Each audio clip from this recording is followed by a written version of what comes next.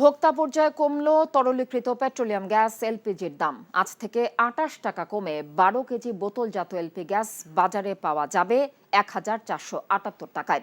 সোমবার দুপুরে রাজধানী কারওয়ান বাজারে টিসিবি ভবনে সংবাদ সম্মেলন করে দাম কমানোর ঘোষণা দেয় এনার্জি রেগুলেটরি কমিশন বিইআরসি।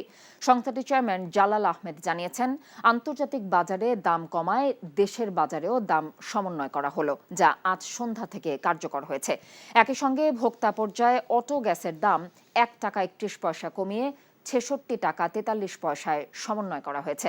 আন্তর্জাতিক বাজারের মূল্য বিশ্লেষণ করে প্রতি মাসে ভোক্তা পর্যায়ে এলপি গ্যাসের দাম নির্ধারণ করে দেয় বাংলাদেশ এনার্জি রেগুলেটরি কমিশন।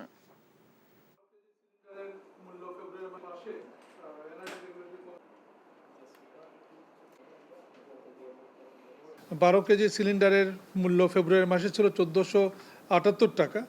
এটি ২৮ টাকা কমে মার্চ মাসে হবে ১৪৫০ টাকা, অর্থাৎ প্রতি ১২ কেজিতে কমেছে এখানে ২৮ টাকা।